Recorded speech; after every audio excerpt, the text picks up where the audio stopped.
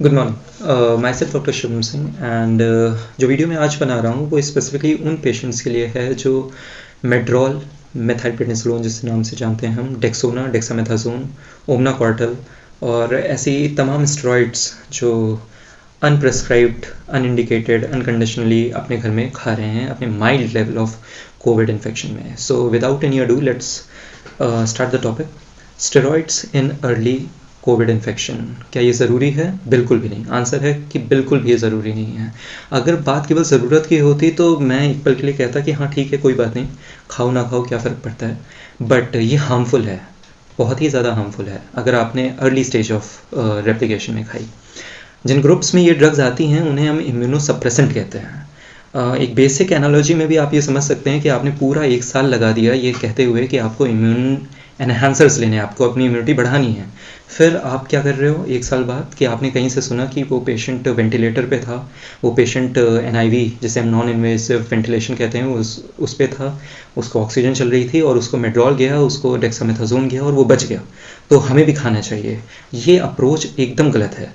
आपको ये बिल्कुल नहीं करना है, आपकी हेल्थ डिटोरिएट हो जाएगी। साइंटिफिकली अगर हम बात करें तो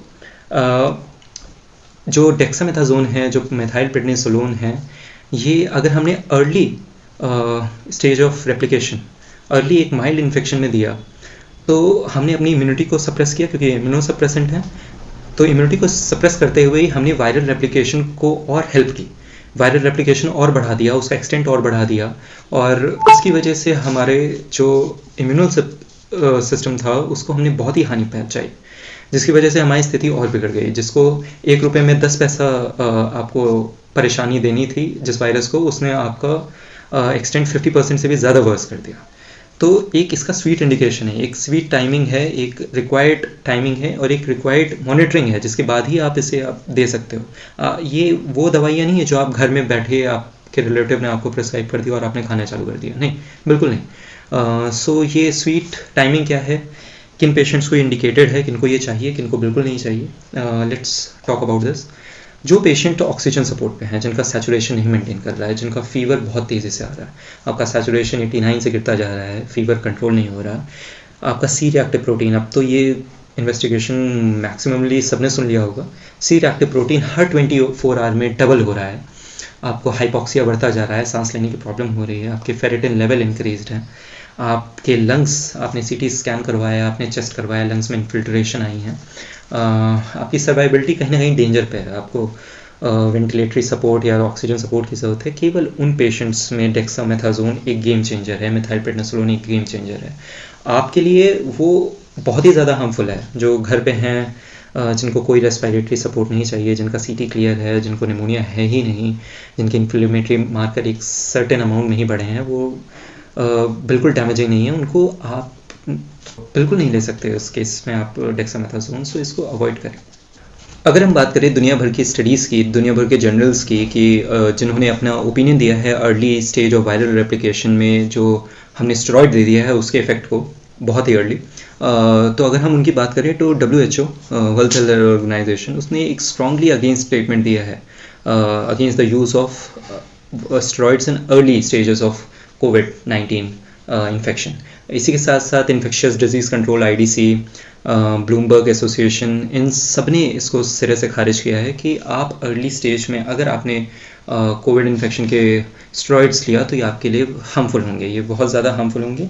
एंड जिसकी रिलायबिलिटी सबसे ज़्यादा है वो एल्बर्ट आइंस्टीन जो मेडिसिन कॉलेज है न्यूयॉर्क में, उसने एक पेपर स्टडी किया, उसने एक पेपर पब्लिश किया, उसके बाद उसमें उन्होंने ये साफ साफ लिखा है कि 200% मोर्टैलिटी बढ़ गई, यानी आपके 200% मौत के दर बढ़े जाएंगे अगर आपने early stage of COVID infection में मेड्रोल या डेक्सोना लेना स्टार्ट किया। तो लैंसेट, जो कि एक काफ़ी डिपेंडेबल एसोसिएशन है, उनकी स्टडी के हिसाब से हर 15% मोर्टैलिटी रेट इंक्रीज़ होती है उन पेशेंट्स में जो बिना किसी प्रेस्क्रिप्शंस के मेड्रोल या डेक्सामेथासोन खाते हैं। तो दुनिया भर के जर्नल्स भी ये बात अपनी स्टडीज़ में रिप्रेजेंट कर रहे हैं कि आपके लिए अर्ली कोविड इन्फेक्शन में, बार ये वर्ड कर रहा हूँ, अर्ली कोविड इन्फेक्शन में जब आपको सिम्टम्स नहीं है तो डेक्सोना या मेड्रोल खाना कितना हार्मफुल हो सकता है।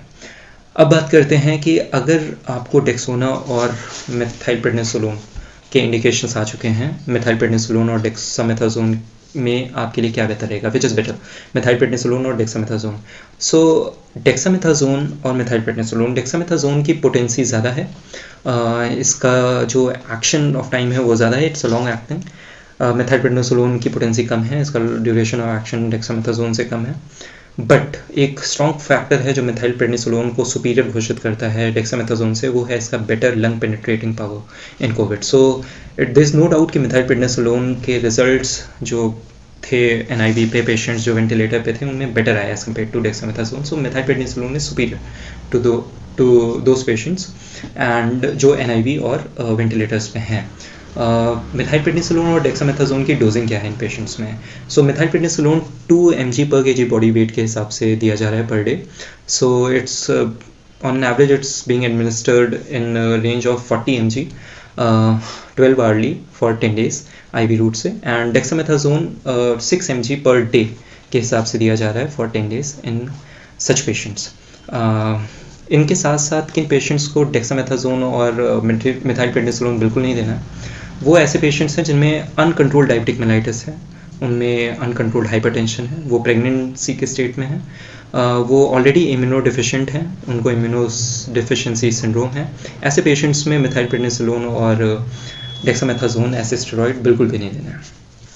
एक बात मैं और ऐड करना चाहूँगा कि ये जितने भी स्टेरॉइड्स हैं जो यूज़ हो रहे हैं NIV सपोर्ट और वेंटिलेटर सपोर्ट के पेशेंट्स में, ये सब लो डोजिंग स्टेरॉइड्स हैं, ये हाई डोजिंग स्टेरॉइड्स नहीं हैं, ये लो डोजिंग स्टेरॉइड्स हैं, क्योंकि इनका भी हुआ था। फॉर एग्जांपल अगर डेक्सामेथासोन की हम बात करें तो डेक्सामेथासोन 20 मिलीग्राम से ट्रायल चालू किया गया था, जिसका रिजल्ट उतना अच्छा नहीं आया था, that's why it has been reduce to 6 mg per kg, जो कि एक लो डोज स्टेरॉइड है, उसी का असर आया था। सो नाउ यू नो कि डेक्सामेथासोन या मेड्रॉल हमें किन पेशेंट्स में देना है, कौन से आइडियल पेशेंट्स हैं, किन में ये बिल्कुल भी नहीं देना है, ऐसे कौन से पैरामीटर्स हैं, इन्फ्लेमेटरी मार्कर हैं जिनके बेसिस पे आप डिसाइड करोगे कि ये एक आइडियल कैंडिडेट अब बन चुका है डेक्सामेथासोन या मेथाइलप्रेडनिसोलोन के एडमिनिस्ट्रेशन के लिए। इनको एडमिनिस्टर करते हुए आपको क्या मॉनिटर करना है, क्या इन्फ्लेमेटरी मार्कर्स का ध्यान रखना है, मेथाइलप्रेडनिसोलोन और डेक्सामेथासोन में कौन सी बेटर है, इनकी डोसेज क्या है, और दुनिया भर के जनरल्स के अर्ली एडमिनिस्ट्रेशन को क्यों हार्मफुल कहते हैं। सो आईड लाइक टू से ऑल्सो कि कोविड एक अंधा कुआं है, इस समय भी एक ये अंधा कुआं है। दुनिया भर के रिसर्चर्स, दुनिया भर के जनरल सभी भी इस पर पब्लिशिंग अपनी डाल रहे हैं, रिसर्चर्स कंटिन्यू हैं। सो इस अंधे कुएं में जब तक डिजीज़ आपको ना ढकेले, आप ऐसे काम मत करो कि आप खुद इसमें कूद जाओ। So I like to sign off now, thank you.